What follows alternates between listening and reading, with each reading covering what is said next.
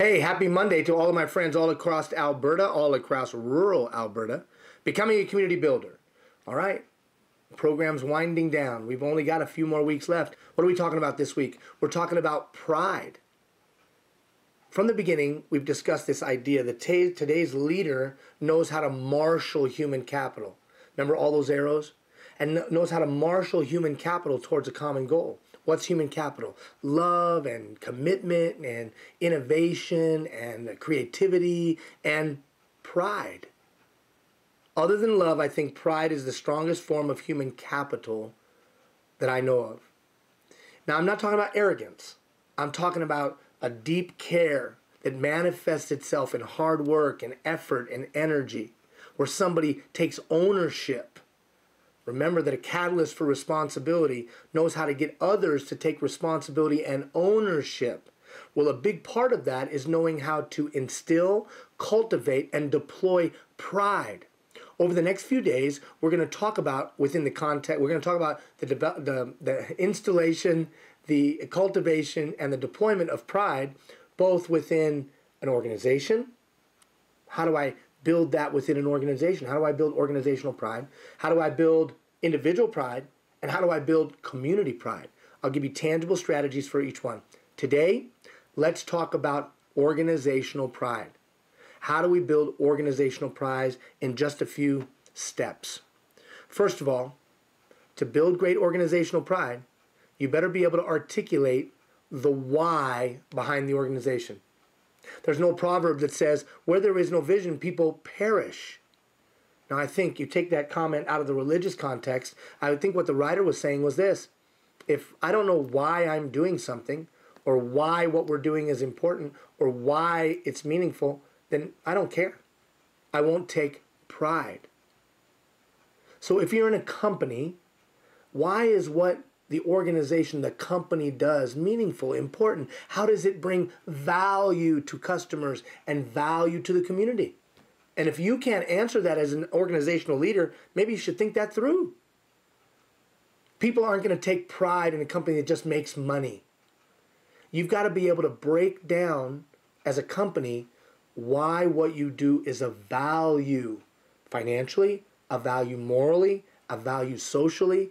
The more values that you can show, the more value that you bring at multi-level, socially, morally, financially, impact in the community. When you're able to do that, an individual employee says, wow, I'm proud to work here. All right, what about in a nonprofit or a social profit organization? Well, you've got to be able to show the value that you bring, the difference that you make in clients in a real and meaningful way, the difference that you make in the community in a real and meaningful way, the difference that you make. So being able to articulate that difference is incredibly important. Being able to clarify the why. In a governmental entity, hey, well, in a governmental entity, in a municipality, you touch every citizen from cradle to grave. That should be very easy to show the value or the why. So it's important that as organizational leaders, whether we're on a nonprofit board, whether we're the general manager of a company or mid-level leader of a company, or frankly, whether we're an elected official, we've got to be able to show the people within our organization, paid or volunteer, why what we do is important and how it has value. Then we've got to be able to regularly reinforce that. Now, how could we do that? Well, one way we could do that is the beginning of every year. You gather all of the stakeholders together and remind them of why we do what we do and how it is of value and important to others. And you could do that if you're in a company in group meetings. Hey, everybody, this is why what we do is important. Here's the impact that we have financially. Here's the impact that we have in the community. Here's the impact that we have socially and morally. Here's the difference that we are. See, without that differentiation, no one's going to think to be proud. And if I don't regularly reinforce it, so this is a perfect time of the year. If I'm in a municipality, I did this with the City of London. Jeff Fielding was the CAO at the time. At the City of London, we met with every employee. Every single employee. Spend 2 hours with them sharing the importance of their work, the value of the difference that they make, touching every citizen from cradle to grave and the like. If you're in a nonprofit, maybe it's that you gather all the volunteers together for a year beginning launch where we talk about the difference that we made last year and what we plan to do this year. If I don't regularly reinforce that by one, kicking things off, and then doing something, maybe it's a newsletter, maybe it's a YouTube video, something that I can remind people of on a regular basis, reinforcing or evangelizing that message, value of what we're doing as an organization, value of what we're doing as a municipality, value of what we're doing as a company, never coming off of that messaging. Then, and this is critical, then we've got to be able to explain why we're good at that important stuff. See, it's not enough to say to somebody, hey, what we're doing is really important, or what you're doing has significant value, or what you're doing, we as an organization, it makes a significant impact, company, nonprofit, municipality.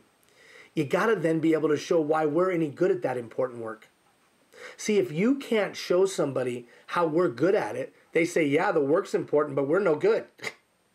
Yeah, that's really important work if we did it right. Yeah, we could really make a difference, but we suck. So we have to have some measurement tools. I'm just looking at my notes here. We have to have some ways of measuring that. So how are you measuring success within your company? And how are you regularly sharing that with your people? How are you measuring success within your nonprofit? And how are you regularly sharing that with volunteers and staff? How are we measuring success in the municipality and our municipal governments? And how are we regularly sharing that with staff and citizenry? We want people to take pride in the organization, give them something to be proud of by first defining that the work that they do is important, secondly, showing how they're good at that work, and then measuring that. There's something powerful that happens. There's a certain amount of alignment that happens when we do that. The regular communication of how we're measuring up could be in the following forms. I used to have a big board, a scoreboard, and it's just a big, tack board, if you will, where I would post how we were doing on our goals. Now, the easiest one for some of your companies is safety, right? How are we doing on safety? We've had no accidents in 194 days. You could also be where you post customer comments. It could also be where we show that we've exceeded financial goals or service goals. In a nonprofit, it could be the number of people that we've served effectively, or how we've kept the budget down to work on a tight shoestring budget. In a municipality, you could utilize some of the same approaches. What I would say is this: how did we increase performance, service, whatever, revenue? How did we decrease expenses? And what were the good comments that came in both internally or externally? That's what goes up on that board. Pride comes from me seeing that somebody's doing something good. Now, what I mean by that is that there can be vicarious pride. I hear of somebody else doing something good within my organization, so I'm proud to work for the place. How are you regularly communicating that? One could be a big board. That's simple. Another one could be simple e-newsletter. A simple e-newsletter that goes out every month that talks about how we're doing. We do important work, socially, morally, financially, we're important. And, oh, by the way, here's how we measure whether we're any good at it, and here I'm regularly updating you. So when you do that kickoff meeting, they'll know that they're going to be regularly updated. And whether that's with the board, whether that's with an e-newsletter, how about this? How about just a YouTube video? If you're an executive leader watching this right now, or you're a board member, how about just a YouTube video that goes out to all of your stakeholders that says, here's what we're doing great, here's what we're on, here's how we're on track to reaching our goals, here's how we're measuring up. Now, what does all of that do? What all that does is make me say, wow, our organization, business, social profit, government, does some important stuff. And we have value that we bring. I'm a part of something that brings value.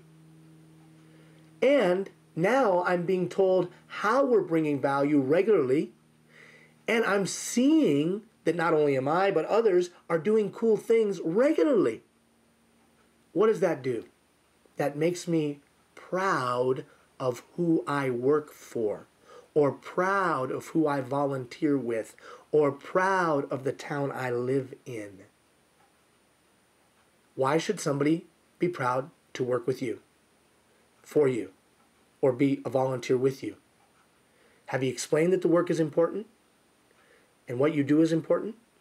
Have you explained how you measure up and why you do the important work well? And do you regularly communicate that in multiple ways? I hope you'll thoughtfully consider it. Tomorrow we'll talk about building individual pride. Take care, everybody.